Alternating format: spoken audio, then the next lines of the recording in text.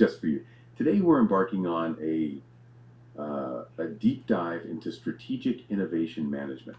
It's a topic that's not just important, it's pretty foundational for any organization that wants to thrive long term.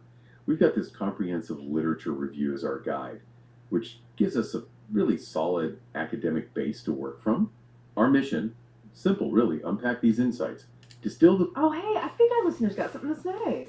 Yeah, what I wanted to do is this is part of my ZipSafe Adventure Park, and so the innovation review is part of my management program at my Utah Valley University Masters of Engineering and Technology Management. So I'm excited. That is fantastic to hear. Oh, that's wonderful. So you're right there in the thick of it. This literature review is directly relevant for you. That's why we wanted to distill it down. To make it immediately useful. For your master's program specifically. And your work with ZipSafe Adventure Park. So you can quickly grasp what truly matters in strategic innovation without feeling totally swamped. Think of it as your expedited path to being genuinely well informed for your project. Let's jump in then. First things first, innovation. We hear that word all the time. But why is it really central to how organizations succeed? Back to our listener. Well, it's very important because part of innovation is being a little bit vulnerable and making those mistakes and learning from them. And when you have a vulnerable environment, you need to make sure that everybody around you matters, because mattering is huge to innovation and creativity.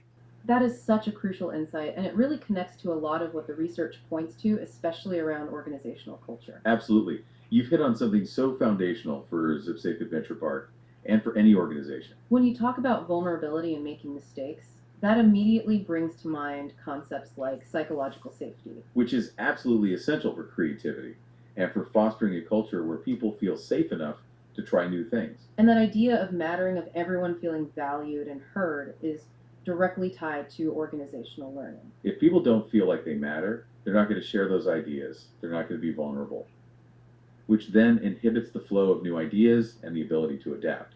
It's a key part of what makes an ambidextrous organization work. We'll actually be touching on that concept of the ambidextrous organization a little later. Where organizations balance stability with flexible units for exploration and embracing the unexpected. Your point about psychological safety and mattering is vital to making those flexible units thrive. It creates the human environment where innovation can actually flourish. It's more than just a trendy buzzword, isn't it? That really is the core question. Oh, yeah. So true. I mean, one of the things that I did with the ZipSafe Adventure Park is I created an advisory board, people who had the experience, things that I wanted to learn from. And today what we're doing is taking that advisory board to the next level, and they're going to become our board of directors for the ZipSafe Park we're building in Utah. What's fascinating here is how your experience with building that advisory board and now transitioning it to a board of directors for ZipSafe perfectly illustrates several key points from our literature review. Absolutely. You're embodying the very principles we're talking about right now. When you bring in people who have experience and you want to learn from them, that's knowledge integration and leveraging external expertise.